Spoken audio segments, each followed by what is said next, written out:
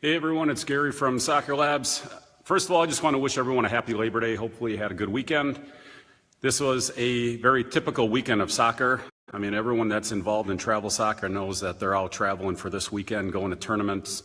And we were out at the Chicago Cup this weekend. We're out Friday, Saturday, Sunday, and then we just finished up a little while ago today.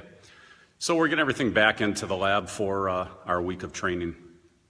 But anyhow, one of the things that really struck me was as we went through 150 teams of all different ages, all different skill levels that came through the Ring of Fire this last weekend, what was real obvious is the commonality of the traits that these kids carry, and frankly, some of the things that they do wrong all the time.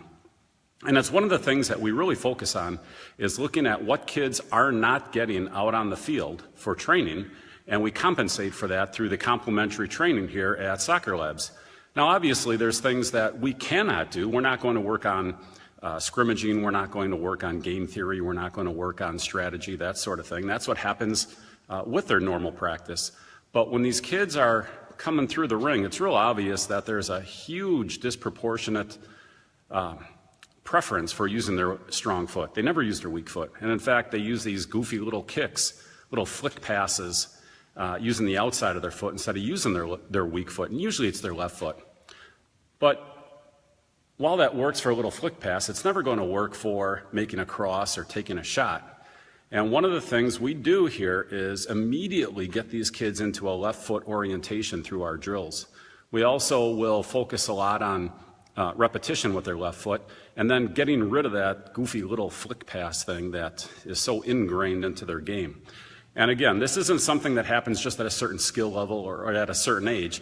You see this across the board, kid after kid, time after time, girls, boys, young, old, new, advanced, it doesn't matter.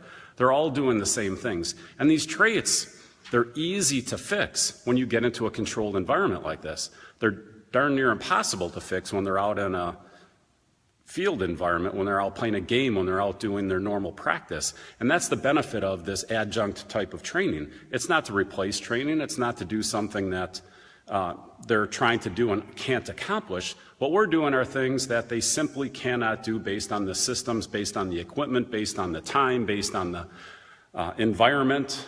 It's just not possible. So if you want to get your kids using their left foot, if you want to get them using their weak foot, maybe they have a left foot as their strong foot, but typically, again, it's the left foot is the weak foot. But if you want to get them using those feet so that they're using their left foot, their right foot, they're able to drive down the line and cross it into the box with their left foot instead of just having to cut in and then try to work it to their right foot.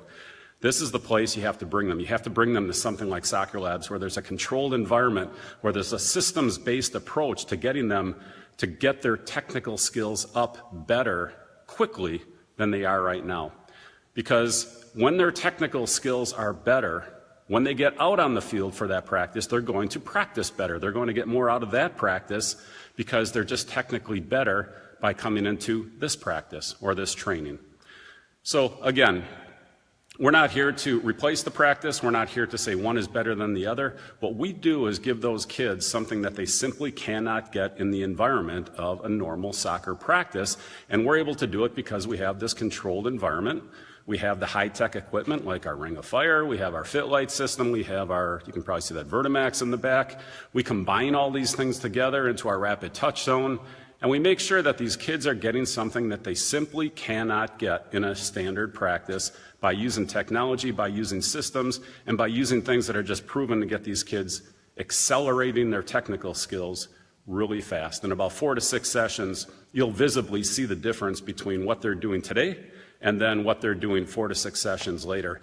And again, the first thing is that weak foot. It's just shocking how few kids will actually use their weak foot in any type of pressure environment. So again, this is Gary with SocrLabs, wishing you a happy Labor Day, and stop in, check us out. Every kid gets 2 free sessions so you can see what it is. Again, when you look around, you can see we're not your typical indoor soccer training, which is a bunch of turf and 2 goals and a roof just to get you out of the cold. We're indoors because our systems work better that way. And we have this controlled environment, whether it's summer, winter, cold, warm, doesn't matter. We're indoor because of our systems-based training, which will greatly accelerate the technical skills level of your athlete. All right, have a great day. Bye now.